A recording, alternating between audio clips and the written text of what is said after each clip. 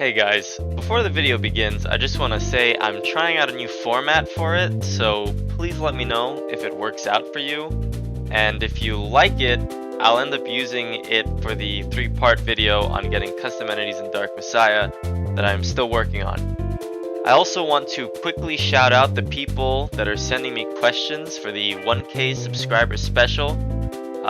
Please get them in if you want to ask, or even if you want to ask something stupid, because I want to put that video out next, and I want to make sure I'm engaging with everyone as much as possible.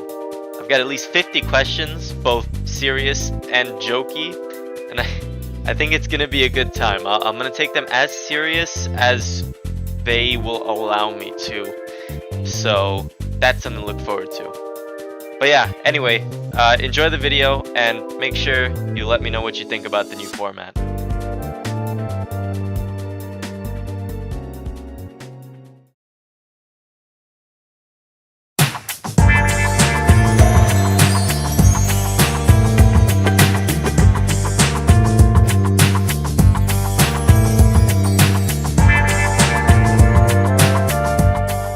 Character design in any video game is important, and even for this co-op mod, I've set it to a high priority because the objective of this co-op mod is to fool people into thinking that the co-op portion was always part of Dark Messiah. Although bug fixing and map tweaking are just as important on a gameplay sense, character design falls within the aesthetic and is equally as important to selling that vision. And the only place that we're going to see this be applicable is the models that players can choose from when they are playing in multiplayer in the co-op mode. As it stands, we've already accomplished adding animations into the game and upgrading the animation system to fill for anything that may be missing as we shift from an entirely single player experience to one that is expected to have more than one player and thus needs that external polish. It's also already possible to change player models directly in the game just using the built-in console commands within Dark Messiah, so it wouldn't be challenging to just put in custom models and have these things applied. Dark Messiah also includes a multiplayer component that already has a bunch of player models based on different classes in there that already fit the atmosphere of the game and can be used.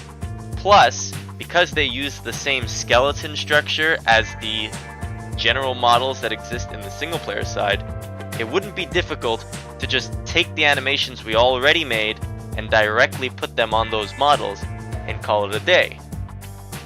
So with all that information, you may be thinking, why not just take those multiplayer models and bring them into the co-op mod? That is actually the objective, but it's a little more complicated than that. First, we gotta take a look at the base model for Seraph, this little mannequin face here. The models we see externally act as both the first-person body presence model and the third-person character presentation. So whatever we see when we look down is going to be the same model that another player sees when they look at us. The matching attribute inherently means that if we wanted to change just the first-person one, we also, unfortunately, need to change the third-person one. When you equip an armor in Dark Messiah, it updates that body presence to reflect the new armor for immersion reasons, but what it's actually doing is updating your third-person model to the new armored version of the Seraph model. These are completely separate models that exist in Dark Messiah, and if you wanted to take an armor off, it would just change you back to the base Seraph model. With this, there is a clear problem when we talk about adding the multiplayer models. For starters, the model will be visible on both the first and third person when changing, meaning the sizing and scaling in general must be made identical to the base Seraph model to avoid any issues with camera placement or any sort of alignment in the first person. But even more irritating will be the armor changes. If we change to a new model and then equip or remove an armor, it will reset our model to whatever it needs for that particular armor. This includes changing to our demon form, as it is internally considered an armor and simply forces a new weapon when you transform.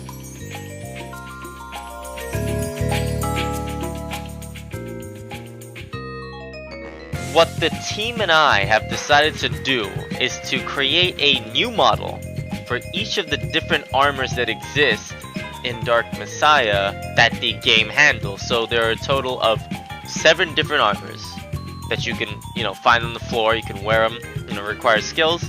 Then we have the base model, Sareth in his brown outfit, whatever it is, armorless. And finally we have the demonic transformation model. So actually a total of 9 different quote-unquote armors that will need to be made. And those 9 different armors are going to be made for each of the different multiplayer models that we'll be bringing over from the multiplayer component. And I'm not thinking about teams here. It could be undead or human, just for fun. But we're gonna go a little bit further than that. Granted, the demonic transformation form we may not be able to do much with, but we decided we're gonna challenge ourselves. To make it truly authentic, we're not just gonna take Sareth's head out of the picture and put some new model head in, think the priestess model or something like that. We're gonna go further than that. All armors are going to be designed in such a way that the overall appearance of those armors will not only fit the armor type being worn, but match the motif behind the original character that is going in there. Take for example, again, the human priestess class in multiplayer. She has a model that looks like this. The model you'd see here would be the base model. It would be the unarmored model. Basically, Sareth in his brown robes, he would be walking around as this. But when we look at this, we can sort of see the motif. You can see the way the gauntlets are placed. You can see the red accents. You can see the general personality, the character in the character, by looking at this model.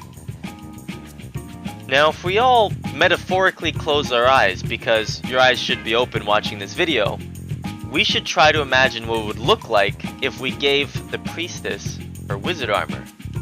And it's supposed to show confidence in magic, an excellence in the arcane, if you will. It may be difficult at first, but thankfully, the Might and Magic franchise is rich in all sorts of designs and references we can look at for something like this. So, for this particular example, let's look at this sorceress model from one of the Might and Magic games. You can see that it almost beautifully matches the motif and design of our priestess model, while also showing some growth and confidence in her chosen skill path.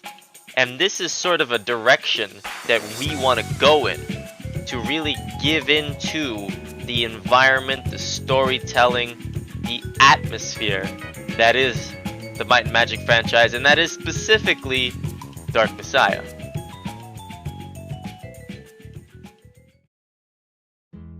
Because we're in a fantasy genre, we have the benefit of looking at all other forms of media for similar ideas on other armors. The possibilities are basically endless. But what will be important is doing our research to ensure that what we put into the mod makes sense. There are books worth of lore in the Might and Magic franchise, game adaptations, spin-offs, you name it. Even things that exist, as you can see, within Dark Messiah itself that we can use to our advantage.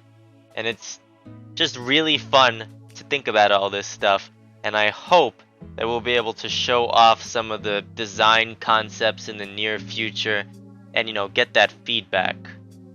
For now, I hope this video gave everybody an idea of what's going on behind the scenes as you know, I start breaking down the development process more than the complaints or achievements that we're going through.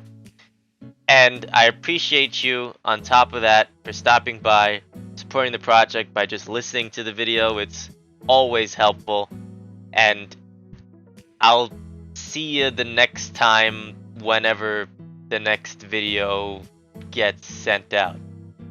For now, you have a beautiful amount of time between then, and make sure you do what everybody always tells you to do at the end of these videos.